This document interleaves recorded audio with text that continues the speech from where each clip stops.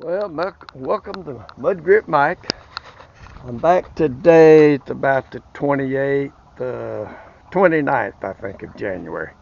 On the 51 CJ3A, got it all back together, but the thing is running hot after about 10 minutes. So I've looked in the radiator. Let me see if I can shine a light in there. And I have seen some pretty cruddy looking stuff up in that radiator. So covering up the all of the vertical tubes, it looks pretty bad. So today I'm draining the water right now. Just got that little petcock open. I'm draining it out of the bottom of the block, which the radiator hoses are connected, so it'll drain the radiator and the block down through there. Because I just put that antifreeze in there yesterday, so I'm gonna save it. Take the radiator out here. Looks like it only got about 4, looks like 1/2-inch bolts right there. Took the top hose loose already. Pull the radiator out and flush that thing with the water hose. Try to put some pressure on the bottom, flush it up to the top, and clean that radiator out, and then put it back together and hope it'll run without overheating. That's my project. Stand by. Trusty side cutters. Had a little tie wrap there holding it. Okay, come out of there, girl. Here she is. How about that? Aha, flakes of crap.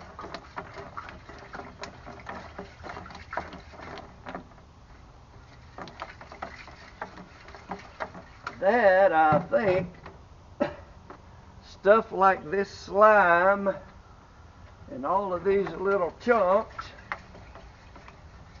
could be a big part of why I'm not getting water flow in there.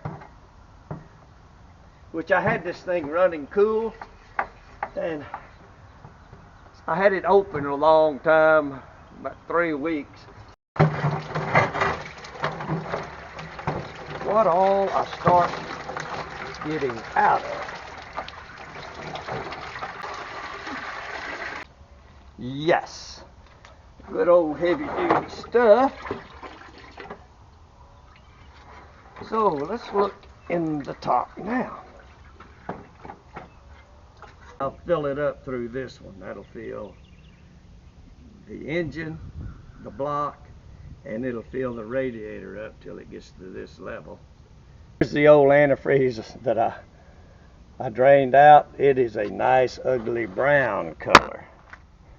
And I've got a pot.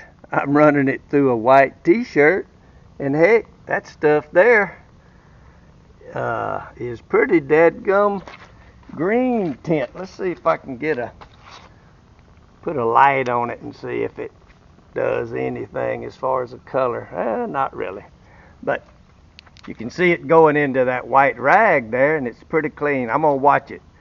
The minute it starts turning brown, I'll take it out and throw the rest of it away. Well, there's my first, I don't know, I don't know how big that is. That's a 6-quart pot. It's a big one. I mean, there it is. There's my hand across it. I don't know what size it is, but anyway, that's salvaged antifreeze, and I still got more coming out into the filter. The big container level is getting down pretty close, about 1 inch above that cap, so it won't be long now. But I think I'm going to just save that. I'll put just plain water in here, then I'll get some distilled water and flush it, and then I'll start back. I'm gonna have to go get, I bet you, 2 more gallons of antifreeze. But you can see the old nasty oil on top and the clean antifreeze down below. Okay, I just filled it up with tap water for now.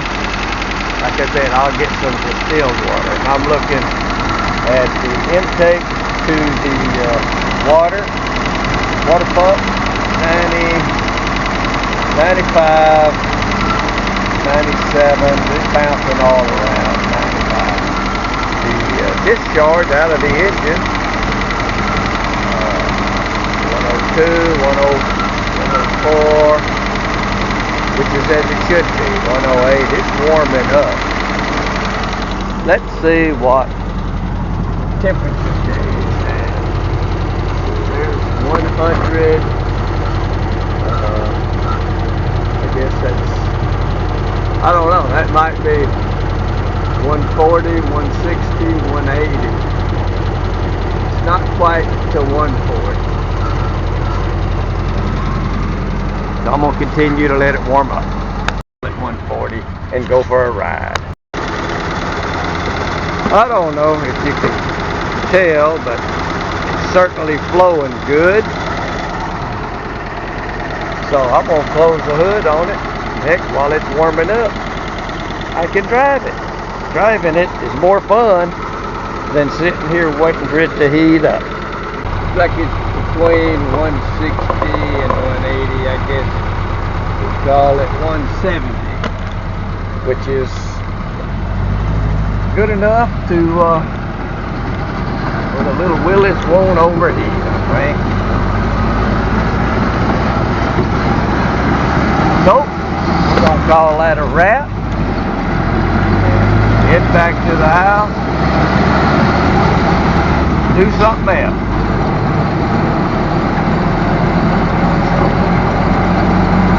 Check you later. Thanks for watching, Bud Trip. Bye.